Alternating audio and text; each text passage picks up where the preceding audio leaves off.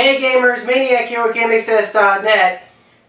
I promised you guys when I did my Spring 2013 games review video that there was going to be a second part of this, and you're probably thinking, well, if I just talked about the games, what else am I going to review? What would this second part be? Where's this extra added cost? You're going to show me more games? Well, actually I'm not. I know there were other games that came out over that period of time that I didn't get a chance to show, but I haven't had a chance to pick those up. However, there is something I did pick up in the interim, and I wanted to show those for you guys. It's actually an extra bit of cost, or an extra bit of thing that has come out, along with all of these new games that have come out in the past few months. What's usually in a companion release with a major game release? A strategy guide. And if you're really lucky, a lot of times they'll also release like an art book or some other type of book release. And you guys know that I've actually got a series on the site hosted by Princess Angel where she takes a look at a lot of these video game art books. Well, in the past 2 months with all of these new game releases, there have been a lot of premium strategy guides and art books released as companions to these games that I've already shown you. So what do you say we take a look at some of these books and talk about what the added cost is on top of the collector's editions themselves for video game collectors. Some of these are quite nice, some of these are not so nice. A lot of them are pretty expensive, but we're going to take a look at some of these and just give you a quick rundown of what has come out in the past 2 months alone. So let's just talk a bit about strategy guides. As I said in some previous videos, there have been a new strain of strategy guides that have been coming out, especially over the past 2 years at least. It used to be that some of the publishers would take the guides and do like a paperback version of it, put a $20 stamp on it, and release it, which would have all the information that you would need in order to complete the game. And some tips and some information on locations of like strategies and or locations of collectibles and things like that. You know, achievement strategies, trophy strategies, that sort of thing. That would usually be included with the book. Since 2011, and probably starting with around 2010, they actually decided to do 2 SKUs for major releases, where they would take what would be normally included in a paperback book, include extra pages that would be included with, like if they did like an art book separately or something like that, put them in one book and make it hardcover, and then charge a premium price for it. And they'd usually do 2 SKUs. They do the paperback version and they do the premium hardcover version for a premium price. Almost like how we do a regular game release and then a collector's edition game release or something like that. They've started doing that with strategy guides. And don't get me wrong, a lot of these strategy guides are really nice, but it's starting to go a little bit crazy, especially given the fact of how many major game releases there were in the last 2 months. There have been a lot of guidebooks released as companion pieces with these games. Obviously, they're not included with it, but there have been a huge slew. I mean, usually you'll get 1 or 2 of these game book releases per year. And don't get me wrong, usually you get strategy guides included and stuff like that. And if you pre-order it like Best GameStop or something like that, you'll probably get a deduced price or some other type of percentage cut off of that or taken off of that on sale if you buy it with the game in pre-order. But even then, these are pretty expensive. Let's say we take a look at some of these to see if they're worth it. This is one that I picked up. This is Gears of War Judgement Hardcover Collector's Edition. It really has some great strategies in it. I've got to say, fantastic. You guys have seen me do the unboxing of it along with the Gears of War Judgement game. I believe this is $35 to $40 out of the box. In fact, I think actually now I think about it, it was $35. You probably would pay a heck of a lot less for this off of Amazon, but I think I remember ended up getting it with my pre-order of Gears of War Judgement. It's a fine book, got some great strategies for it. The cool premium thing about this is that it actually includes an exclusive download code for an exclusive Gears of War Judgement weapon skin that you can't get, supposedly you can't get it anywhere else. It's, I think it's the web weapon skin or something. So make sure that if you do get this, make sure that it's in a sealed, wrapped copy and not an open copy, just to make sure that nobody is taking the nobody's taken a copy or an image of the code, basically. Otherwise, the code may have already been redeemed by somebody who just snapped a picture of it or wrote it down. But this was a cool one. Try to get it discounted. It's got some great strategies in it. This alone would probably be worth it for the guide information. Its strategies did help me a lot with the 3-star and a lot of the levels and finding all the cog tags and stuff like that. So this book I definitely recommend. Next up, we're going to talk about another one, which is a bit older, but it came out last month. This is the Metal Gear Rising Revengeance Collector's Edition book. This was, I believe, $40. I got this for about $23 off of Amazon. It actually doesn't really come with too much exclusive content for this, and not really a lot of pages of exclusive content. It does come with a numbered Yoji Shinkwa image piece of art. The strategies on it for level, not really that useful. At least not, I didn't really need to be looking at it constantly for strategies on beating the game on my first playthrough, or even on my second playthrough on a higher difficulty. But it is pretty useful for strategies when you're trying to beat the VR missions, and if you're trying to get certain achievements or trophies in your game, it might actually have a few helpful hints. But its walkthrough wasn't very essential for me to read while I was playing through the game. It's got a really nice cover though. Solid. Didn't really use that this much. Didn't really use it that much though. I would definitely recommend trying to get it off Amazon. You'll probably save about nearly 20 bucks off of it. This right here is the Dead Space 3 Limited Edition book. I remembered getting the Dead Space 2 Limited Edition book when that came out. That was a really good book. I was really happy with that one. This one, I'm not really as happy with it. Didn't really find myself using it that much when I was playing through the game. I was mostly using online strategies and stuff like that, especially for the collectibles and stuff. But I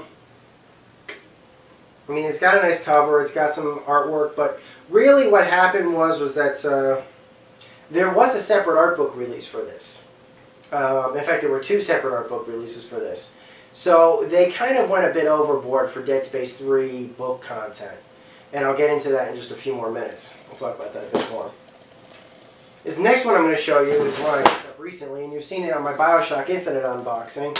This is the Bioshock Infinite Songbird edition. I haven't started playing Bioshock Infinite, so I haven't opened this up yet. However, one thing that actually came cool with it is this actually did come with some exclusive stuff along with the book. It actually came with a replica of the Birdcage key, a full-on replica of that, and an exclusive game card for the Bioshock Infinite board game, which hasn't been released yet. They actually have been including some Bioshock exclusive stuff with the Bioshock Premium Editions for this Bioshock board game. There was, obviously there's one included in this, and there apparently was one included with the Bioshock Infinite Ultimate Songbird Edition. So there's that to keep in mind. Haven't taken a look at this yet. I really like the cover on it. Again, I must have paid, I think, a little bit more than $20 for it off Amazon. So yeah, this is, these are starting to really add up price-wise. Okay, here's one I'm just going to show. They also, like I said, we're doing art books as well. This one is pretty much considered to be required, but it's not really a tie-in with anything. In fact, if I remember correctly, this came out last year. I'm going to see if I can get Princess Angel to review it. It's a really good book. I've gotten a lot of positive comments about it. This is the Hyrule Historia. Of course, you guys are probably aware that I had this. I might try to talk Princess Angel into reviewing it. This is not new, but it's just something that I picked up recently. There was a collector's edition actually released for that book. Exorbitantly priced, though. Completely unnecessary price. What I saw of it was actually about a premium price of about 120 bucks. For the life of me, I couldn't figure out why it would be so unreasonably priced at that. You could probably find a copy of the Hyrule Historia green cover for like, I don't know, 20 bucks, 21 bucks on Amazon. Not really worth it at that price. It's totally worth it at that price. But not at 120 for a collector's book. Also, there's an Art of Bioshock Infinite book released as well. This is also published by Dark Horse, the same company that published the Hyrule Historia. Again, have not opened this one up yet. This is going to cost you at least $30 US. I'm sorry, at least $40 US. That's the sticker price on it. Amazon, I think I paid $23 for it, which I thought was fair, especially when I was buying it with the Bioshock guide and got free shipping on it. So this is an expensive book as well. Have not gotten a good look at it yet myself, but I'm kind of waiting until I start playing Bioshock, or I finish playing Bioshock Infinite, to really take a good look at this. I'm really looking forward to it. But really, as far as I'm concerned, this should have been included with the Bioshock Infinite Ultimate Songbird Edition. I was very disappointed with the book that was included with the Songbird Edition. So. And finally, here's the last art book. One of the first ones, actually, that did get released. This is the Art of Dead Space 3 book. This is $35 sticker price, US. Again, I think I must have paid about, I don't know, $21, $22 for this off Amazon. Here's a tip, and this is a quick tip. If you're going to do a separate art book release, and you know that you're going to do a separate art book release for your game, there's no reason to do a premium guidebook. Do a paperback guidebook, and then do a art book, fancy art book release.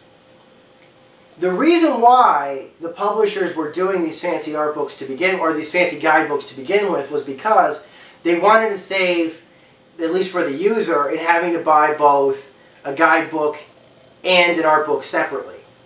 It was actually cooler just to have a guidebook mixed with the art book in one and then make it hardcover. That was what the added value was. They did it for Halo Reach. They did it for Duke Nukem Forever, although yeah, a lot of people have problems with Duke Nukem Forever. I liked it. So that was what the purpose of it was. There's no point to releasing a separate paperback, there's no point to, like for the example, like what they did with Dead Space. There's no point to having this and this sold separately. Combine the books. That's why we have these. In fact, actually, this is not even the premium model Dead Space art book. There actually was a collector's edition book released of this exclusively through EA Gear's website, which was a clamshell edition of this book. This is crazy! I mean, this was one heck of a spring when it came to game releases. But not just were all of these collector's edition games coming out, but also a lot of these collector's edition books were coming out. And most of them were for the same book, over the same game. Either have something like this, or do something like this and do a separate paperback guide. Or, you know, do something like this. Just have this book. I don't mind you include premium stuff with it, like a key or some other type of collectible, but that's really what the collector's edition game is for. That's what, you know, that key and that card piece could have been included with the Ultimate Songbird edition. It was $150. You could have included those premiums with that. Heck, you could have included the Art of Bioshock, book with that Ultimate Songbird edition. If you don't think that they would have fit, Dead Space 2, I'm sorry, Bioshock 2's case, and that was $100 at release. The Bioshock 2 Collector's Edition included with it a full-sized Art of Bioshock 2 art book, which was probably around the same design as this one was. Full size. I didn't complain that didn't include documentaries because there was enough information in the art books. It was a very well-made art book. It should have been, those books should have been included with the collector's editions. They were certainly charged enough for them. So, fortunately, this season is over. With the end of March, this is over. It's done for right now. And from the looks of it, for right now, at least E3, we're probably going to get the new console releases by the end of this year, and the new Wii U game releases as well for Christmas time. Games that probably haven't been announced yet. They're probably not going to do too many collection editions for that. I think this was like a last gasp, basically, for this generation's games and collector's edition art books and stuff. There will be some more games coming out over the course of the rest of the year, but it's going to be a lot more reasonably spaced out. I know April Injustice has already been released. Coming up is going to be the next Dead Island game, and at the end of this month, I can't remember what's coming out at the end of this month, but there's definitely going to be a game coming out at the end of April. Oh, the director's cut of Deadly Premonition is going to be out, but that's going to be a small release, not a premium. It won't have a premium price tag to it. So there's a lot coming out in this month, but it's a lot more evenly spaced out, and there's not really collector's editions coming out for the most part. I know Dead Island is having a collector's edition, but Deadly Premonition definitely is not. The one for Dead Island is only going to be like $80 or something like that. It's not going to be a $150 edition or something. There are going to be collector's editions coming out over the next couple of months. There's going to be obviously one major release in June. The Last of Us is coming out in June. That's going to have 1 or 2 collector's editions coming out for it. One was exclusive only to GameStop and is sold out completely. The other one you can pretty much get anywhere and is a lot more reasonably priced. It actually does include the art book. There's actually an $80 edition for The Last of Us that's coming with apparently a full-sized art book. And that art book is going to be sold separately. But that art book is not being included in the $160 edition. I haven't figured that one out, but I can tell you this right now. I'm getting the $80 edition, but you can't buy that book separately. That's the way to do it. That's really the way to do it. Include it with a... If you want to sell it separately, that's fine, but include it with these major premium editions. Blizzard did it. You know, Blizzard did it way back in the day. When Warcraft 3 came out, it came with a huge book. And then they released the identical book to... included a huge-sized book, a full-size art book for Warcraft 3 in the Warcraft 3 Collector's Edition. And then they published it separately at GameStop and in other bookstores and stuff like that. You could buy that book separately if you chose to. But if you already had the Collector's Edition for Warcraft 3, you wouldn't need to rebuy it. That's really the way to go. I prefer it that way. It makes a lot less of a drain on gamers' wallets. And let's face it, we're not going to have a lot of money coming up when these new consoles are coming out. And a lot of people are being very, very cautious with their money as well. Certainly a lot more cautious than I've been. It doesn't make sense to do this much at this given time in such a close period of time. You're going to be competing with... These games are going to be competing with each other, whereas they wouldn't normally be. As well as these books. I honestly don't think that there's going to be as many people completely fulfilling pre-orders and certainly buying these books that would have otherwise bought all these books had not all these books and games come out at this time. A lot more people would probably choose a paperback version of one of these guidebooks as opposed to getting a premium book because there's going to be an art book separately released. You might have actually gotten a person to buy that premium book had not as many books came out. That's just my opinion. I would have probably bought one of those clamshell edition books of the Dead Space 3 art book had this not been such a crazy month of game releases and book releases. So that's my review of the spring 2013 season. And I know we're not done with spring yet, but we're pretty much done with the insanity that was this. After the end of March, with the release of Bioshock, the insanity has pretty much died down. There still will be some games coming out over the course of April, but it's a lot more sane in the releases, in the release schedule than it otherwise would be.